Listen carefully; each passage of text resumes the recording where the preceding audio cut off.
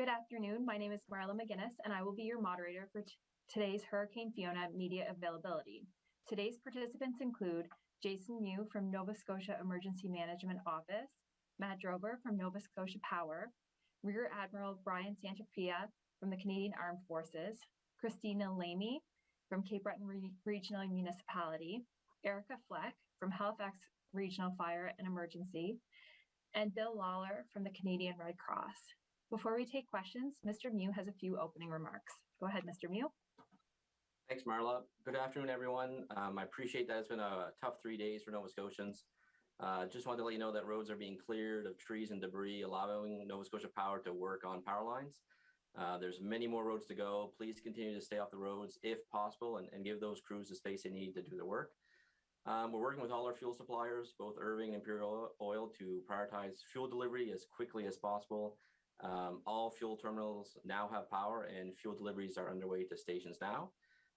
We're also working closely with Nova Scotia Power to ensure that fuel stations without power are given a priority. And we appreciate your patience, and please use this time to check on your family, friends, and neighbors. Thank you. Over to you, Marla. Thank you very much, Mr. Mew. All participants are now happy to take questions from media. We will be using the one question, one follow-up format for today. A reminder to all reporters, please identify who your question is for before you ask it. We're going to start with Jean Laroche with CBC. Go ahead, Jean. Thanks, Marla. My questions, first round, go to the Rear Admiral. Sir, how many people do you have in each of the 5 provinces affected by it? And what specifically is their job? Thanks for the question, Jean. We received requests for assistance in the Canadian Forces from 3 of those 5 provinces. So New Brunswick and Quebec both felt they could handle the emergency with their own resources, primarily, I suspect, because they weren't in the main track. Nova Scotia, Prince Edward Island, and Newfoundland all asked for assistance from the Canadian Forces through public safety. We have been tasked to provide assistance to all 3 of those provinces by putting troops forward who can help to clear away debris and make the job easier to restore power. And so that's the work that they're primarily doing.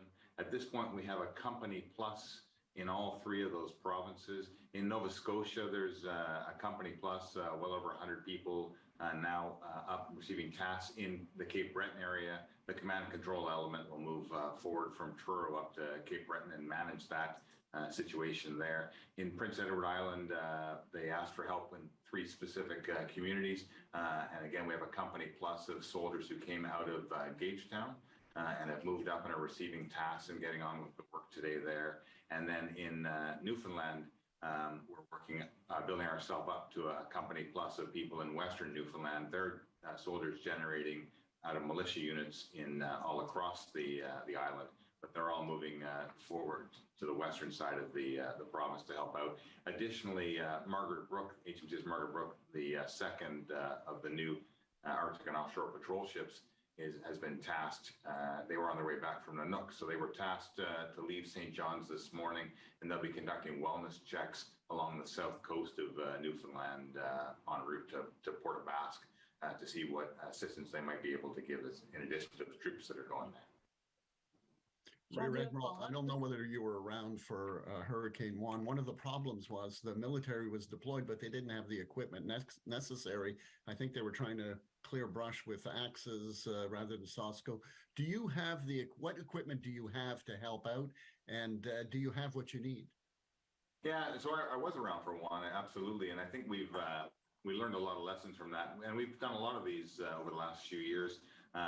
Each of the immediate response units across the country have pack-up kits that are designed to help out. So it's the kind of heavy tools and chainsaws and things that they need in order to do a good job of clearing out. What we don't have are the right sort of vehicles to haul things away, and we work hand in glove with the municipalities in order to take tasks on that involve clearing away of debris, and then we work with the municipalities in order to get it loaded onto trucks and to get it hauled away. It's really a case of many hands make light work. But as you say, it's better to have the right equipment, and so we've got the right equipment for those teams now. Thank you. Next, we'll go to Jonathan McGinnis with CTV. Go ahead, Jonathan.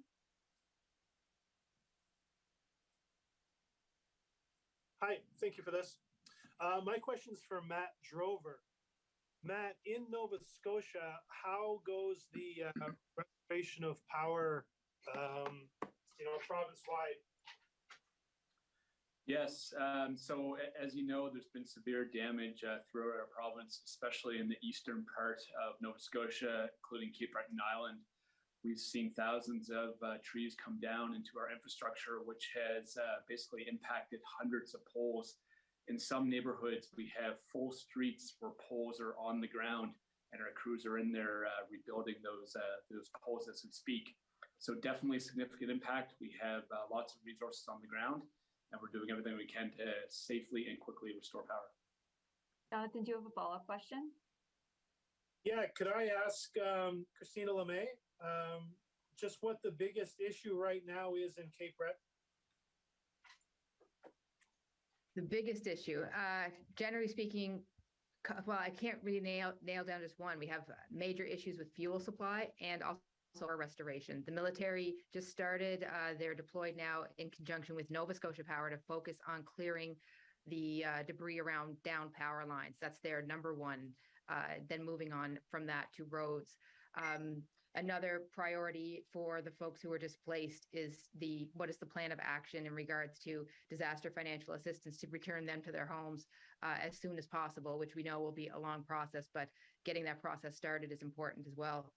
So we have several requests for assistance in regards to especially the prioritization of the reconnection and of fuel supply to the city and also the obvious issues with power supply everywhere as well. Thank you. Next, we'll go to Lindsay Armstrong with the Canadian Press. Go ahead, Lindsay.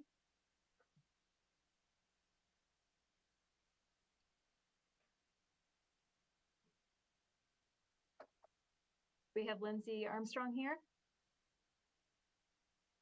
Okay, I'll move on to Brian Flynn with All Nova Scotia. Go ahead, Brian. Thank you.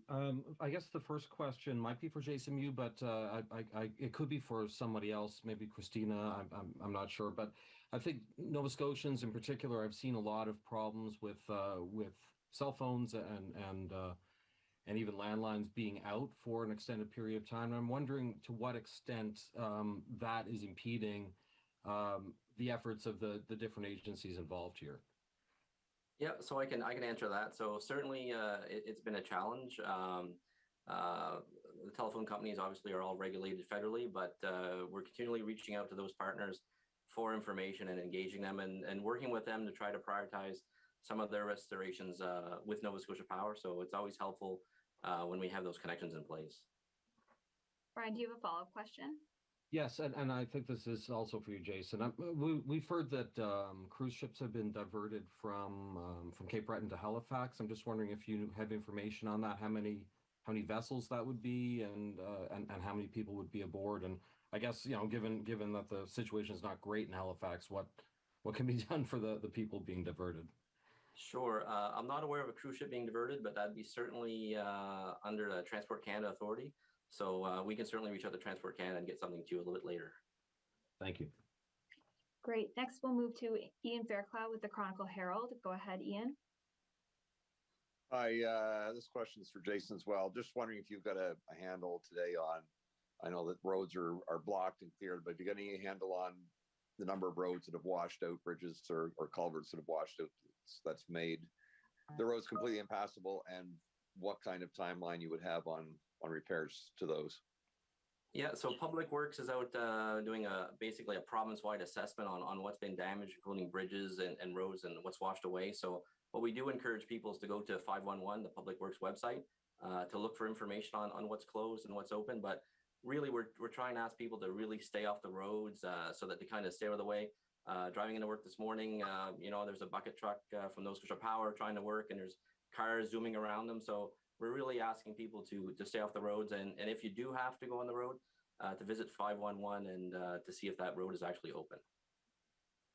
And do you have a follow-up question? Yeah, this one would be for Bill, I think. Just with the number of people that have been displaced in mostly Cape Breton, and your involvement. I mean, are you stressed as far as resources and people? Are you able to handle what your role is for these next few days? Thanks for the question. We certainly have adequate capacity to handle the influx coming towards the Red Cross right now. If we should experience a surge in demand and requests for our services, which we anticipate as the days progress and people have a clear understanding of their own assessment of the damage on their property and more importantly, their primary residence. But we also have the ability, not dissimilar to the military, although not the same scope, of course, but we bring in personnel as needed from outside of the affected areas the most. So thankfully, although there is impact in New Brunswick to a lesser degree than in the province of Nova Scotia and the other provinces, so we would, if we didn't have enough right away on the ground as we experienced the surge, we would bring people in first from New Brunswick and then keep going west until we, fulfilled the request. But right now we have adequate capacity, and in part because we are encouraging those who have access to the internet and phone to contact us and register either by phone or online at redcross.ca/Hurricane Fiona. And that would be the best way for them to, we would have a record of they are in the system, they're in an affected area, they have been impacted some way. We're not asking them questions right away when they register, but it gives us an opportunity to follow up and ask questions. What is your situation? What has happened? And how can we be of best support, whether that's directly through the Canadian Red Cross or through referral to a more appropriate government agency or another nonprofit, depending on the circumstances that they're dealing with. Okay, next we'll go to Ian Nathanson with the Cape Breton Post. Go ahead, Ian.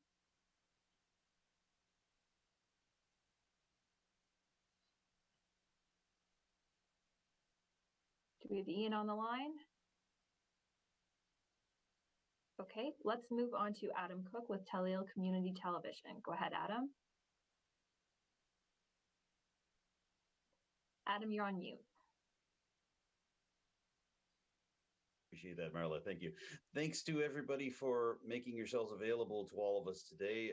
First question is to Jason Mew, and it's concerning fuel supply. Obviously, there are areas hugely impacted by this storm and by the dwindling fuel supply. You look at CBRM, you look at the Cabot Trail in different parts of mainland Nova Scotia. I am wondering, though, just in light of shortages that have been happening in other parts of Cape Breton as well, and here in Port Hawkesbury, where I'm coming in from, both of the gas stations serving the town have run out. Many people are having to go to Alt's Cove or to Bedeck to be able to fill up. And I'm seeing people from Antigonish having to go all the way to Truro to fill up. So what is the thinking in terms of trying to replenish the fuel supply for gas stations? Is it a provincial approach? Is it a regional approach? How do you folks in your office work with the oil companies to make sure everybody's able to get gas? Yep, no, thanks for the question. We have a great working relationship with Imperial and Irving Oil. They're great to work with, and what really impacted the fuel supply is obviously, well, the storm and the widespread loss of power. One thing that's really is going to help just this morning is that the Sydney terminal now is fully functional. Their power has been restored, so Cape Breton will soon see a lot of local fuel flowing into that region, as well as Imperial and Irving have prioritized fuel deliveries for Cape Breton and eastern Nova Scotia. So it should rectify itself. We're asking people not to make a run on fuel. So if you don't need to be out on the roads and you don't need to fill up your tank, you have half a tank, we just ask those people to kind of hunker down at home and monitor social media. But the fuel supply is going to get better because deliveries are out now and the power's been restored to those suppliers. Adam, do you have a follow-up question? Yes, I do. This one to Matt Drover from Nova Scotia Power. Mr. Drover, it's been conventional wisdom for quite a while that crews can't safely go out to restore power if the wind is 80 kilometers or higher. That being said, we have been seeing rolling thunder showers coming through Cape Breton Island this morning. Did that impact your crew's ability to be able to restore power in different parts of Cape Breton and northeastern Nova Scotia, or is it still full speed ahead? As you mentioned, there was some lightning this morning. It pretty much went through the entire province. When there is localized lightning, that can delay us getting the buckets up in the air. Thankfully, that didn't last for too long, just a few hours with the lightning. So we did have a few delays in terms of getting buckets up in the air. but everybody's full speed ahead now and making great restoration progress. All right, thank you both. Okay, Lindsay Armstrong is with the Canadian Press. She's having issues with her audio, so I'll ask her question. It's for Christina Lamey with CBRM. She's wondering if CBRM is getting the support it needs and what the top priorities for support are in the area. Number one, having the military into support in regards to helping with clearing around the debris around the power lines that are down to allow Nova Scotia Power to restore all of that infrastructure. Moving on from that with the military to assist in helping the road clearing aspect of it. I think our own forces have been at that a bit, but then also moving on to people. Ultimately, people have been incredibly displaced by that. We think we're well over 200 residents who are not housed right now because of the damage from Fiona. And moving quickly, as our experience was in the floods in 2016 and whatnot, to give those residents peace of mind that the Disaster Financial Assistance Program is there for them and is going to take care of their needs. It really couldn't come to them fast enough. They're sitting in shelters right now wondering what their future is. So any kind of movement on that and having that connectivity with the province and through the federal government for that personal assistance to people who are displaced right now is very important. We do have time for one more question from each reporter, so I'll cycle back through. We'll start with Jean Laroche with CBC. Go ahead, Jean. All right, this is both for Ms. Fleck and Ms. Lamey. In both your municipalities, what are people supposed to do with branches, trees, and debris? I can start on that one. Number one, that we have crews that are out removing trees and debris from roadways. When it's on someone's personal property, it's generally their responsibility. We have our dump sites are all opening on Tuesday to allow people to cart off any debris that they themselves have cleared. We're kind of having some experiences though too, and we will have this as we go forward with people who have some significant damage on their personal property who don't necessarily have the means to hire a contractor to come and chop up a massive tree and haul it away. I think the mayor is going to be asking the military to assist in some of that as well in the next few days. But generally speaking, we're going to be moving all of that debris to our sites for disposal. Ms. Fleck, do you have anything to add to that? Very similar, of course. So if it's on your personal property, then it is the homeowner's responsibility. We have doubled the amount of brush and trees to 10 bundles, starting with pickup today in your compost pickup. And we have brush dump sites that are issued on our PSAs yesterday, with one additional site that will be coming out very shortly. Okay, next we'll move to Jonathan McGinnis with CTV. Jonathan, do you have an additional question? I do, yeah. It's for Mr. Drover.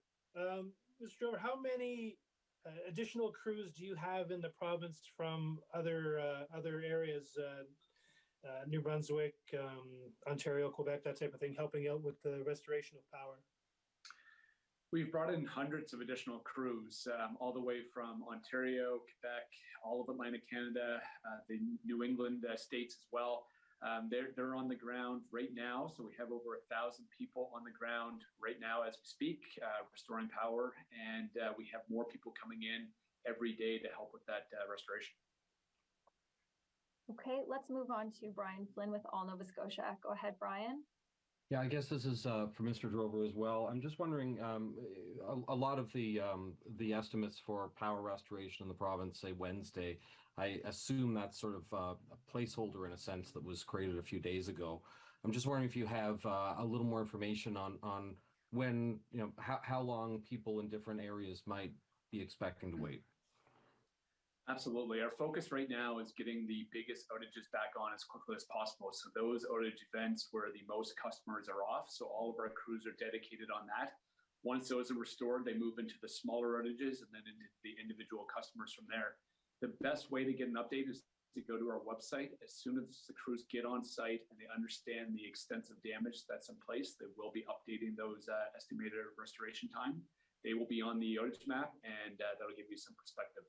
But as I said, the damage is extensive. Yesterday was a big day of getting out and scoping that. We had helicopters in the air. We had drones doing that assessment. And today is all around getting crews in the field, rebuilding those lines, getting those poles up in the air, getting the wire strung, and getting the power back on. Okay, next we'll go to Ian Fairclough with the Herald. Ian, do you have an additional question? Yeah, this is for the Rear Admiral. Sir, you mentioned that you've got a company plus or more than 100 people in each of the areas that you're operating. Just wondering if there are more coming, if there have been any requests for that, or if not, what your capacity is to add additional people. And if it does get large, what are you doing for accommodations? So we have quite a bit in reserve. We're working today to understand the scope of the tasks and have the ability to add to all three of those groups as required if we get more requests. We reconstituted what we call our immediate response unit in Gagetown, and so we could double it up in a matter of days without any challenge at all. In terms of accommodations, they're all staying in the reserve units in various places. So in fact, the people that we generated in Cape Breton came from Cape Breton, and we're all headquartered out of Sydney. The folks that came across from Gagetown to PEI are being housed in the Naval Reserve unit there in Charlottetown. And again, we'll use the reserve units in Newfoundland in order to house folks. So we won't be a burden on anybody when we bring troops in. We'll be able to sustain them ourselves. And next we have Adam Cook with Teleo Community Television. Adam, do you have an additional question? Yes, I do. Thank you, Marla. I'll direct this one to Matt Drover from Nova Scotia Power. This is more of a perspective question than anything else. You had spoken earlier about the mobilization of power crews coming in from different parts of Atlantic Canada, from Quebec, from Ontario, from Maine. Is this, to your knowledge, the largest gathering of support crew from outside of Nova Scotia to respond to power restoration efforts following a weather event here in the province? You're absolutely correct. This is the biggest mobilization that we have done in our company's history. This storm had the strength of Swan and the size of Dorian. As everybody has said, it's a generational storm, and our response to that is to respond to a storm of that size. Thank you. We have had one more reporter join us, Tim Bousquet from the Halifax Examiner. Tim, do you have a question? I do. I have a question for Jason Mew. After Juan in 2019, then Premier Stephen McNeil said he wanted the telecom reps to be at the Emergency Management Office Command Center during the next hurricanes. Has that happened? At this time, the telcos are working remotely. And we're in touch with them remotely and through Public Safety Canada as they're federally regulated throughout Canada. Tim, do you have a follow-up question? I do. The following year in 2020, when Ted came through, EMO manager Paul Mason said that essentially the cell phone tower problem that was experienced in Juan had been solved. The problem was that there was only 12 hours worth of batteries and they would have generators installed. That hasn't happened. And in fact, the power went out almost immediately when this hurricane came. Can you comment on that? I think that'd be really a question for the telcos to answer, whether it's Bell or Rogers, in regards to their own infrastructure. Some of their towers have battery backup, some of them have generator, but they would be able to speak, I guess, more in detail on that. I know some of their towers a lot of those towers are still without power. Some are on generator and some are on battery, and some have no power at all. But we're working with them as much as we can, and it is a difficult situation sometimes liaising with different agencies. But we're doing our best to put them in touch with Nova Scotia Power and prioritizing those sites so we can get those back up as quickly as possible. Okay, that's all the time we have today. Thank you very much to our participants for joining us here and to the media for your questions. Have a great day, and we'll see many of you back, I'm sure, for the Premier's announcement later this afternoon.